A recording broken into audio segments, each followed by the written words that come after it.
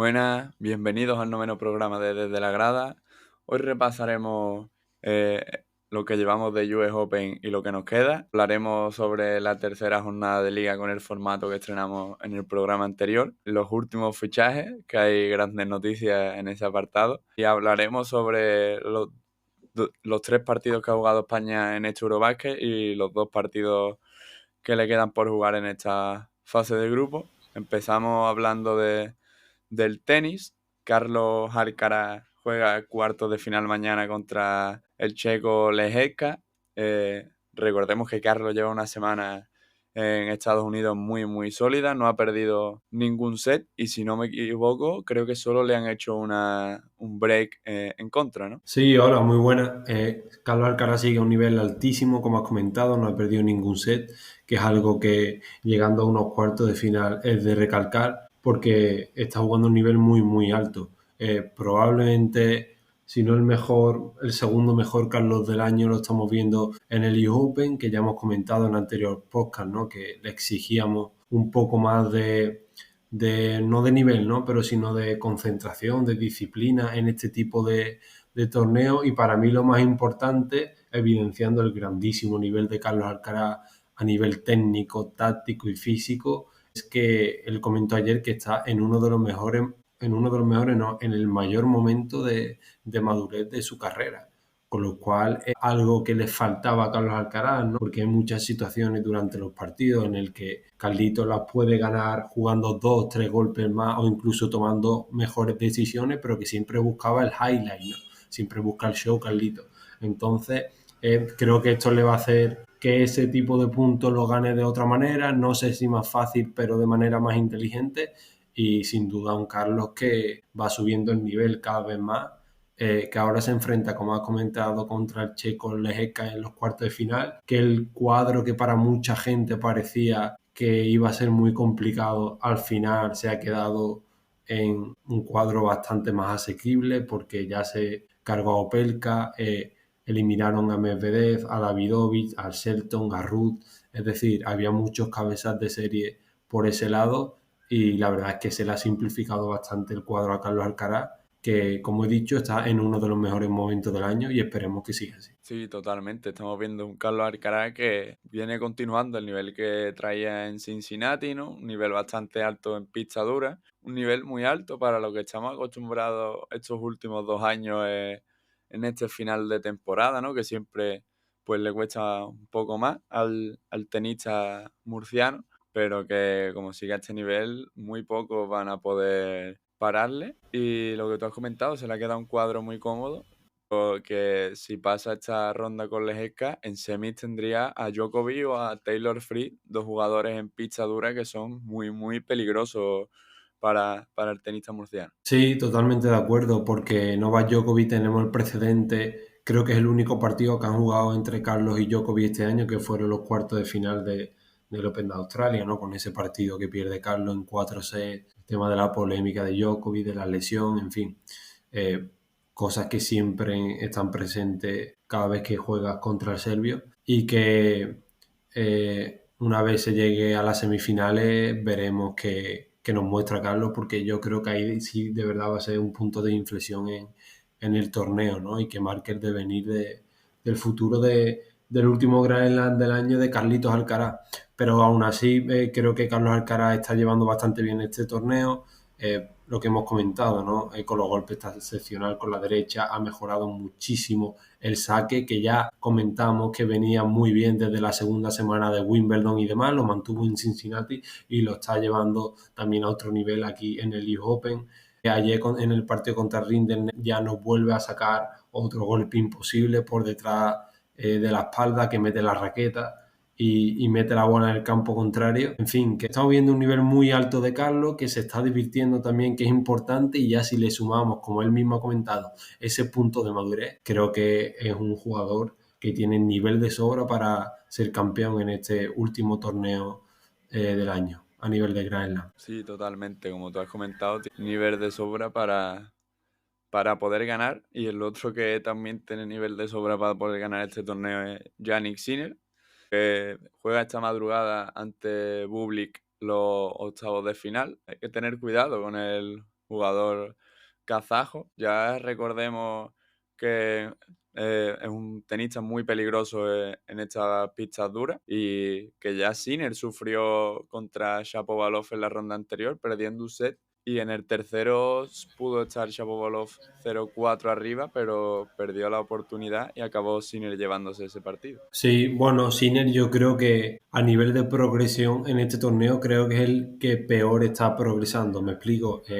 Carlos Alcaraz va de menos a más, aunque empezó a un nivel muy alto, pero incluso había alguna mejora respecto a los primeros partidos. Djokovic sin duda de los tres el jugador que ha ido de menos a más clarísimamente. Ahora hablaremos de él. Y Sinner hay un poquito de más a menos en ese sentido, porque ya Shapovalov, que es un zurdo con revés a una mano, le costó bastante, sobre todo en el saque tan abierto que tiene. Luego le costaba mucho a Sinner traer la pista, pero cuando lo hacía, es verdad que Shapovalov le metía esa comba y ya no llegaba el italiano. Ha sufrido bastante en ese sentido Gianni Sinner contra el jugador canadiense, que bueno, Giannis Sinner, recordemos, todavía no está en cuarta ronda, tiene que jugar su partido contra Bublik, que ya le ganó en Halle este año en 3 sets y que también le dio guerra en el partido de cuartos de final en Roland Garros. Con lo cual creo que Sinner a nivel de juego es el que peor ha evolucionado en este torneo respecto a los demás, pero aún así pierde un set el otro día contra Shapovalov y se repone de muy buena manera y lleva a cabo la remontada del partido, con lo cual creo que en próxima ronda seguirá subiendo el nivel el italiano. Sí, seguramente suba el nivel, como estamos acostumbrados a verlo, ¿no? Y has hablado de Novak Djokovic, ¿no? Un jugador que comentamos al principio del torneo que no sabíamos cómo podría venir, si estaría en buena forma y demás. Lo vimos en esas dos primeras rondas, un poco como con problemas físicos, y parece que se ha sabido sobreponer a esos problemas, ¿no? Y está demostrando un nivel que yo creo que puede ser el mejor nivel de Djokovic en el año, sin duda, la verdad. Yo creo que por nivel de expectativa e incluso de juego, diría, es el jugador más peligroso ahora mismo que te puede tocar en el torneo, porque lo que tú has comentado, empezamos el torneo diciendo, bueno, vamos a ver Novak Djokovic, que venía, el último partido que jugó fue a nivel eh, profesional, ¿no? Fue en las semifinales de Wimbledon contra Sinner, veremos cómo llega y tal, y se planta en este torneo al principio con no sé si decir dudas, pero un poco de incertidumbre en el sentido de que en segunda ronda se dejó un set, ahora contra Cameron Norrie también se dejó otro. No estaba alcanzando un buen nivel el serbio, pero es verdad que la pasada madrugada contra Struff, ganando en set corridos, 6-3, 6-3, 6-2, mostró un nivel muy, muy alto. Y esto es una de las cosas que tiene Novak Djokovic, que yo creo que lo ha mantenido siempre, que según van avanzando los partidos va subiendo el nivel, que al final es lo que tienen los grandes jugadores. Con lo cual yo creo que es bastante peligroso Novak Djokovic porque puede ser una incertidumbre el partido que te pueda plantear, porque como has comentado, ha venido con molestia física, es más, se ha visto en algún que otro partido pedir el fisio, nada más lejos en el partido de anoche contra Struff pidió el fisio también, en otro pidió el fisio y también se fue al baño, en fin, que es verdad que en ese sentido hay un poco de incertidumbre por el tema físico de Djokovic y tal, pero que me parece muy peligroso porque es Novak Djokovic y porque está subiendo el nivel en cada ronda que pasa. Sí, totalmente. Para mí también es el jugador más peligroso por eso que tú has comentado, ¿no? Que es como una incógnita lo que te puede plantear, porque además ya todos los que seguimos el tenis conocemos a Djokovic. Si te pierde el primer set y en el segundo ve que tal, aunque no le pase nada, te pide el fisio, se va al cuarto de baño, baja el ritmo del partido. Y yo, sinceramente, si Carlos consigue pasar a semi, yo prefiero antes a Taylor Fritz antes que a Novak Djokovic, porque todos conocemos a Djokovic, es un tenista mucho más peligroso de lo que parece siempre. Sí, es que la clave para mí es esa, lo vuelvo a repetir. No sabemos qué esperar de Novak Djokovic, que sí, que sabemos que va a jugar a un gran nivel, que va a dar el 100% en unas hipotéticas semifinales contra Carlos Alcaraz, pero la incógnita de lo que tú has dicho, ¿no? De cómo se controla a nivel físico, cómo de bien va a jugar, porque está claro que va a jugar a su 100%, pero cómo de bien va a abordar el tenis, como hizo en los cuartos de final del Open de Australia, jugador que prácticamente jugó de tiralíneas, como suelo llamar yo. Con lo cual es un poco incertidumbre mala en ese sentido, ¿no? No buena, sino mala en este caso para Carlos Alcaraz, que la verdad es que estoy viendo un guión bastante parecido al del Open de Australia, porque hago esta comparación porque Carlos Alcaraz en el Open de Australia gana todos los partidos al principio, no sé si se deja algún set, pero gana con bastante claridad hasta esos cuartos de final contra Novak Djokovic, algo parecido a lo que está haciendo en este US Open, y Novak Djokovic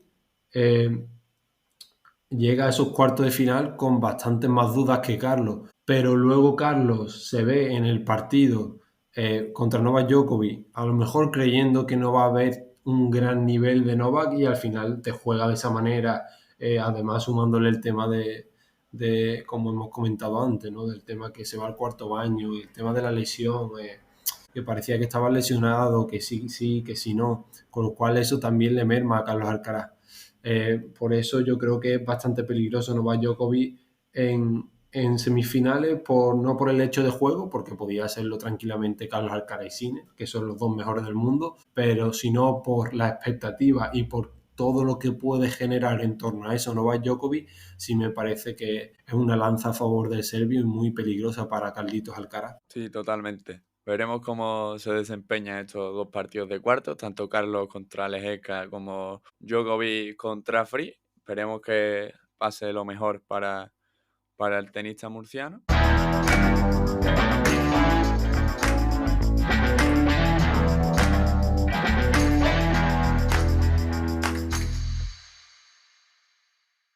Y pasamos ahora, dejamos la raqueta, cogemos la pelota de fútbol, pasamos a la liga, ¿no?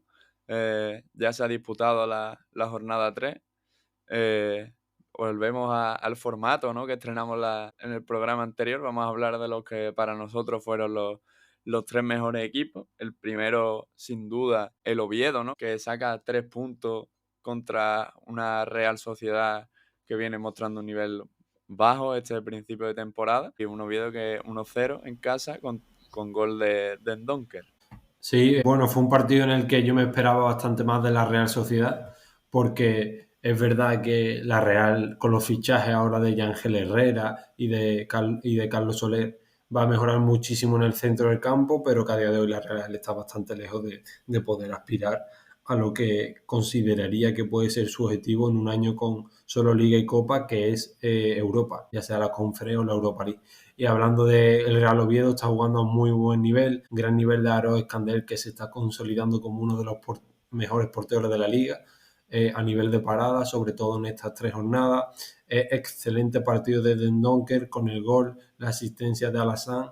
En fin, yo creo que el Oviedo de Veljko Paunovic está empezando a coger velocidad de crucero, como se suele decir. Es verdad que no tiene todavía el 11 muy definido porque hizo muchos cambios respecto al partido que jugó contra el Real Madrid. Es la primera victoria, si no me equivoco, la primera victoria y la primera puntuación del Oviedo en Liga desde hace muchísimos años, y que esperemos que el Oviedo siga mostrando un nivel parecido a este, porque es un equipo que todos queremos ver en primera división y, ¿por qué no?, salvarse, aunque lo tiene bastante complicado. Yo creo que ha fichado de los 3 de abajo, mejor dicho, los 3 recién ascendidos, creo que a nivel de diferentes posiciones el que mejor ha fichado, y veremos cómo evoluciona el Oviedo en esta próxima temporada en Primera División. Sí, totalmente. Un Oviedo que lo que aspira es a salvarse, a mantenerse en primera, y que veremos, porque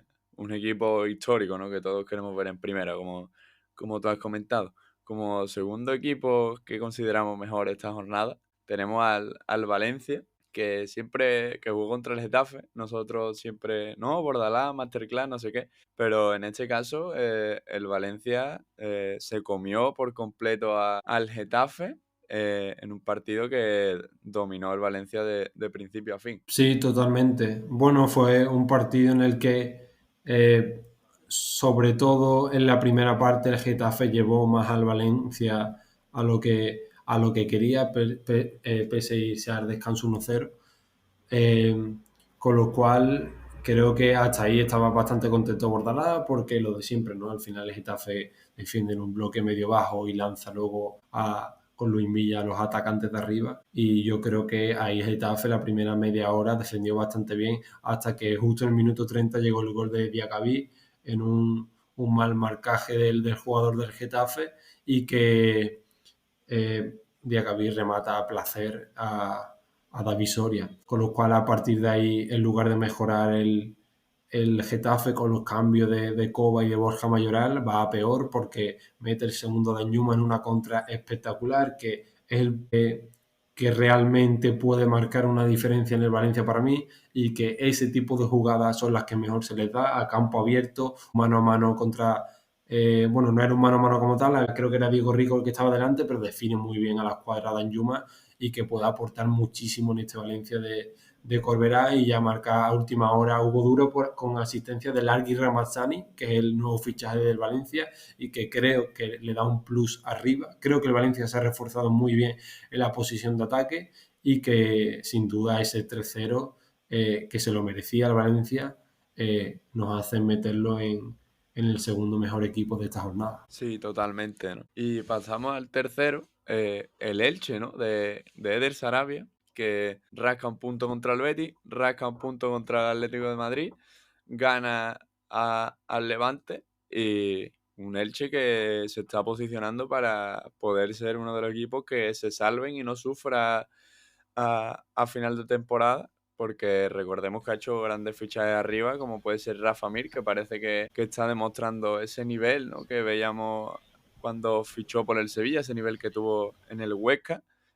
Ha fichado también a Andrés Silva y ahora también a Hakim Ziyech, ¿no? Un Elche que arriba se ha reforzado bastante, y veremos cómo evoluciona este Elche del Sarabia. Sí, bueno, ya no es que solo se haya reforzado como el mejor de los tres recién ascendidos, sino yo creo que se ha reforzado a nivel de delantera con muchísimos fichajes y de muchísimo nivel. Andrés Silva, Rafa Mil, Álvaro Rodríguez, Hakim Ziyech. ¿Quién nos iba a decir que iba a jugar Hakim Ziyech en el Elche? Un jugador que ha jugado Champions, que ha ganado Champions con el Chelsea.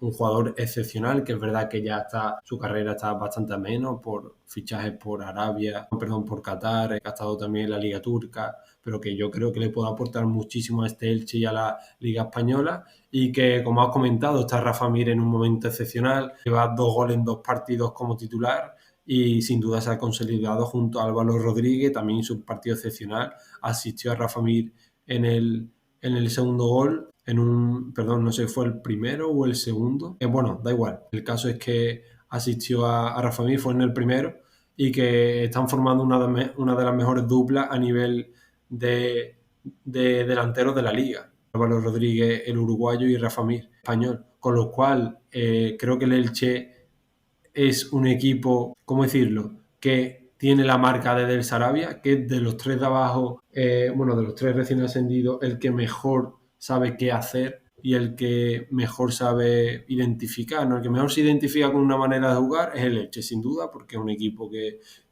está bastante claro cómo saca la pelota, saca con Afem Gruber, que se pone en el pivote y saca la pelota con dos atrás, luego cuando defiende está con tres centrales atrás, es decir, que es una manera bastante clara de jugar, ¿no? Entonces el hecho de tener ya un propio estilo de juego creo que le hace estar por delante de los demás equipos que optan por la permanencia, y que creo que lo está demostrando con esta victoria frente al Levante, que ahora también hablaremos de él. Sí, totalmente. Y como mención honorífica de esta jornada, ¿no? Athletic Club de Bilbao, 9 de 9.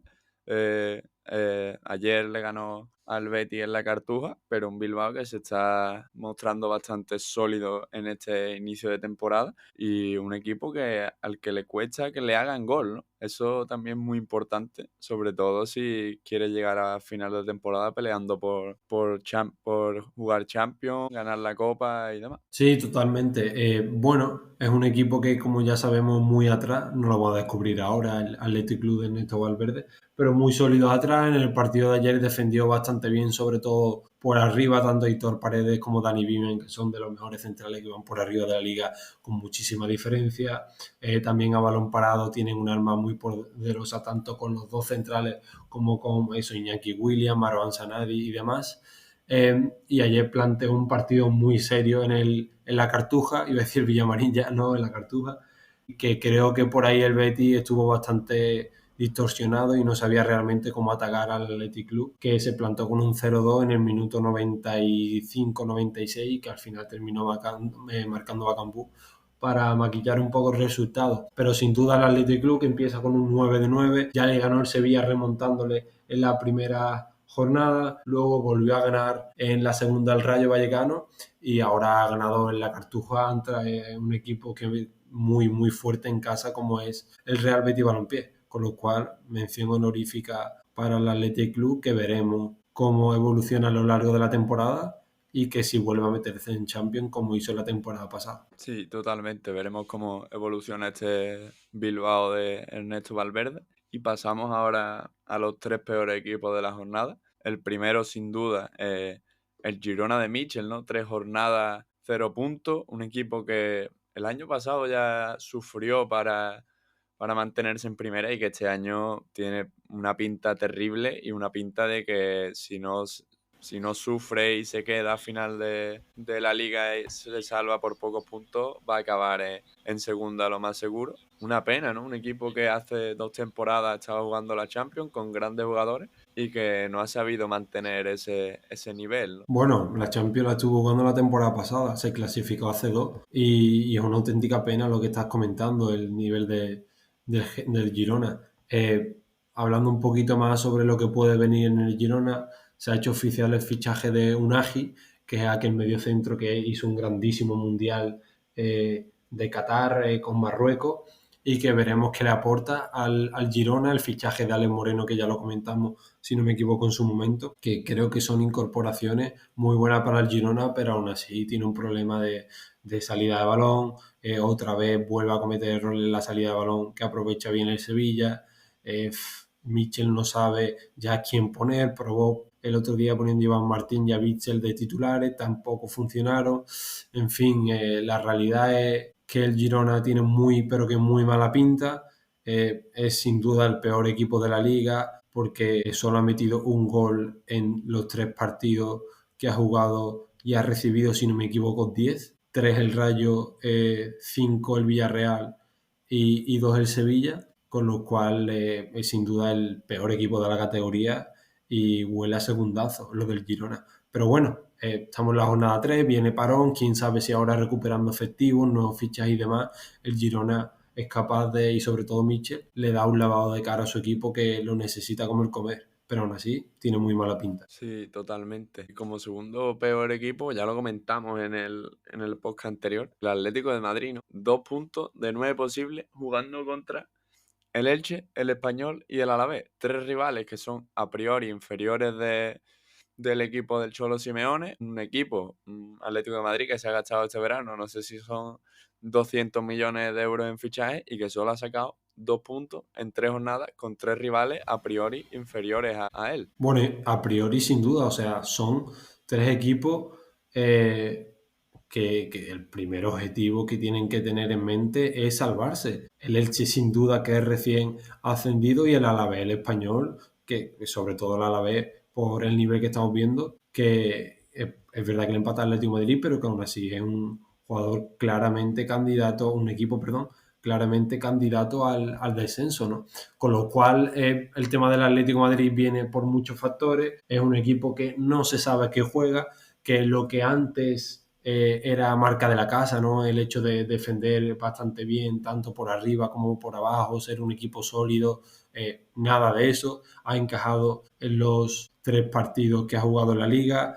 Perdió contra el Español remontándole, el empate del Elche en casa, ahora contra la B y un partido en Mendizorroza que empezó bien con ese gol de Giuliano, pero que al final, por diferentes motivos, como puede ser los cambios de Simeone, que otra vez vuelve a meter a Coque, otra vez vuelve a meter a Griezmann. Es verdad que los fichajes que está teniendo el Atlético de Madrid, sobre todo estos últimos, como Raspadori, ahora se anunció el de Nico González, no están siendo los adecuados porque Raspadori es suplente del Nápoles, Nico González es suplente de la Juventus y se está gastando más de 20 kilos en cada jugador. Es decir, 50 millones en suplente, cuando el Atlético de Madrid, perdón, tiene que fichar a jugadores titulares, sobre todo en ataque, en parte porque solo hizo un partido terrible. Creo que fue el peor del equipo y voy a dar unos datos acerca de ello. El partido del Sorlo así fue para verlo, o sea, 9 de 16 pases, 12 pérdidas, 5 faltas y un penalti cometido, que es el que mete el Deportivo Alavés, que mete Carlos Vicente y que es el empate del partido. Un Sorlo que tuvo una opción, se ha hecho muy viral en redes sociales porque llevaba la pelota relativamente cerca y en lugar de meter el pie, deja que Sibera la coja. Es decir, hay muchas situaciones en las que el delantero salta por encima del portero porque ve que no va a llegar la pelota y en esa situación se veía claramente cómo el noruego podía llegar. Y no entiendo por qué no mete el pie, no sé si es falta de eso, de ganas, de competitividad, de no sé exactamente lo que es lo de Sorlo, pero sin duda fue uno de los peores partidos del noruego con el Atlético de Madrid y en parte se explica que jugó el Atlético de Madrid con uno menos, porque el partido de Sorlo, como ya hemos dicho, fue bastante malo. Ya no es que sea mejor como suplente que de titular, que eso no hay ninguna duda, sino que cuando tiene las oportunidades no las aprovecha. Con lo cual creo que el Atlético de Madrid en estos 3 partidos no ha destacado nada, porque al final hay algunos de los equipos de la liga que, bueno,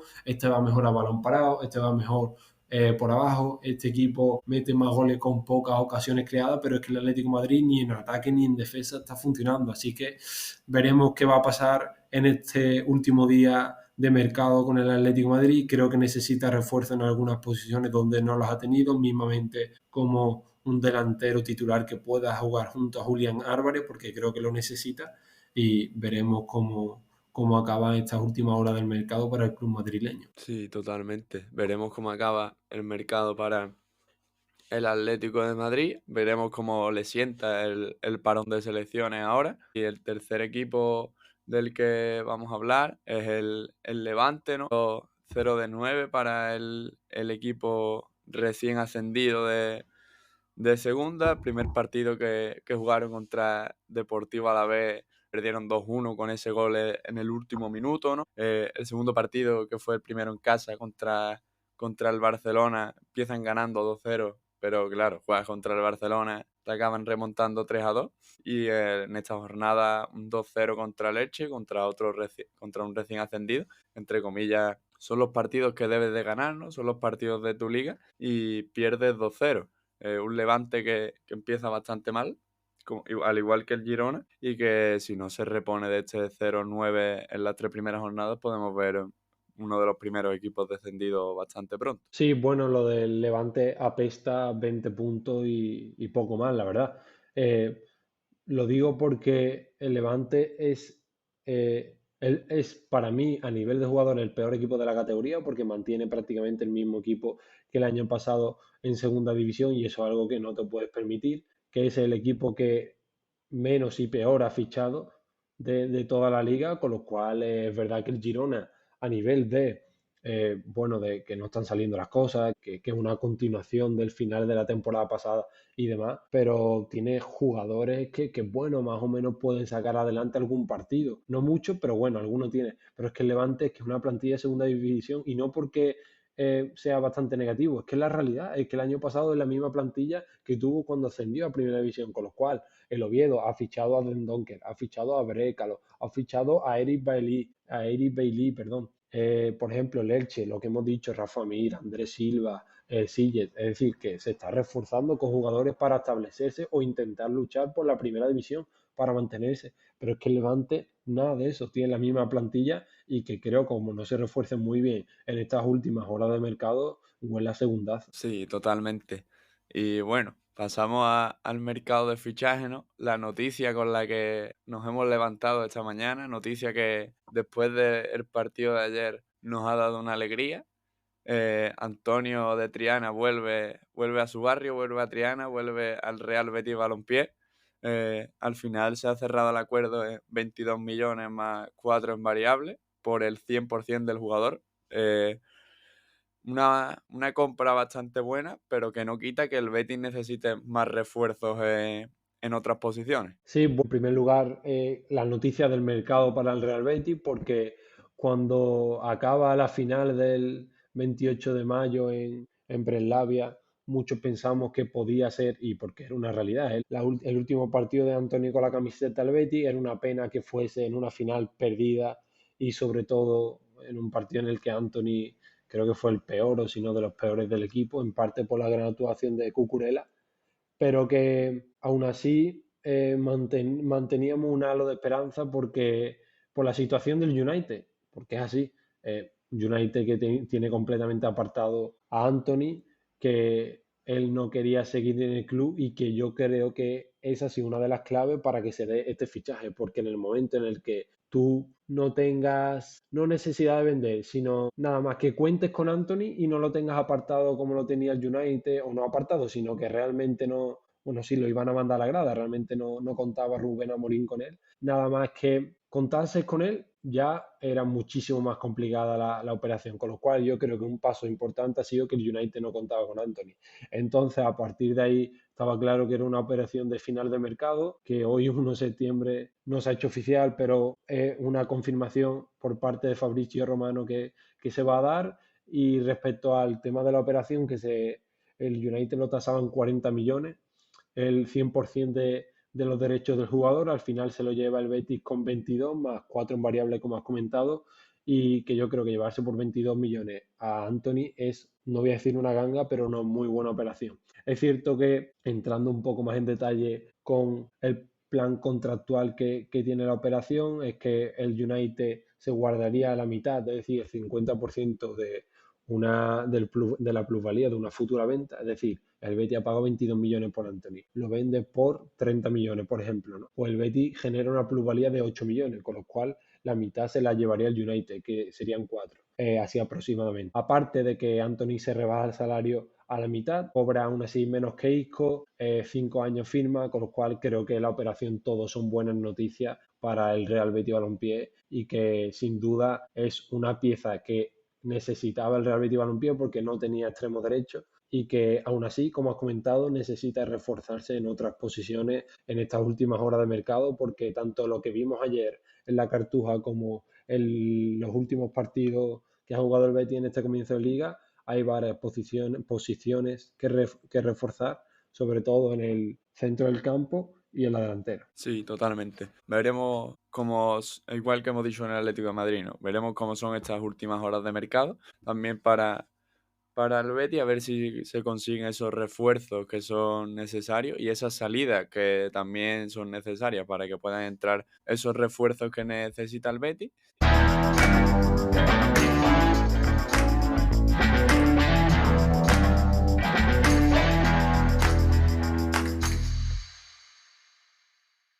Y pasamos ahora al Eurobásquet, ¿no?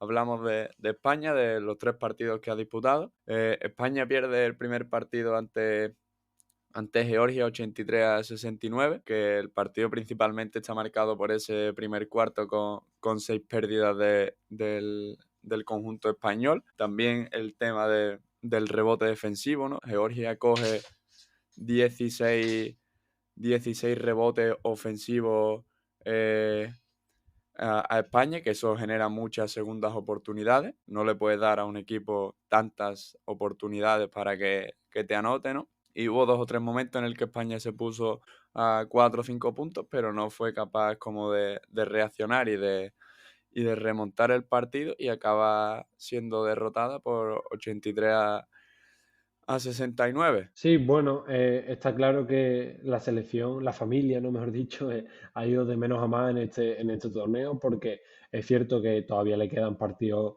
que jugar, como el de mañana contra Italia y demás, pero ahí está yendo de menos a más y yo creo que es positivo, pese a que los rivales han sido algo más flojos en estos últimos partidos, pero que el hecho de ir sumando siempre y sobre todo encontrar buenas sensaciones y buen nivel de juego, que creo que es lo que le hace falta a la familia, va sumando bastante en este Eurobásquet. Con lo cual el primer partido, como has comentado, contra Georgia no se dio nada en realidad, ni a nivel técnico ni a nivel táctico. Creo que falló en bastantes puntos la familia, pero luego en el partido contra Bosnia-Herzegovina y contra Chipre ayer, creo que vimos otro nivel, pese a que son selecciones de un nivel más inferior. Aún así, yo soy bastante positivo con estos próximos partidos de la familia, que veremos realmente, sobre todo en el partido contra Italia y contra las selecciones potentes, qué nivel puede mostrar y si es capaz de ganarlas. Sí, totalmente, lo que tú has dicho. Ayer con el segundo partido contra Bosnia supimos cómo sobreponernos a la derrota, aunque sí que es verdad que es una selección un poco inferior. Se mejoró el tema de las pérdidas, se mejoró el tema del rebote defensivo. Aldama parece que está cogiendo ya el ritmo que necesitamos con la selección, ¿no? Con Bosnia, por ejemplo, 19 puntos. Y un detalle que a mí me gustaría destacar es la aportación de Mario Sansuperi, que la verdad es que hizo grandes minutos, ¿no? Se le vio mucho más seguro que a Sergio de la Rea subiendo el balón y con la bola en mano. De hecho, esa seguridad que aportó contra Bosnia le dio la titularidad contra Chipre, que sí que es verdad que es una selección bastante menor, pero bueno, que también esos partidos hay que ganarlos, ¿no? Al final esos partidos a lo tonto se te pueden complicar, pero bueno, ganamos ayer a Chipre. Mañana jugamos contra Italia a las 8:30.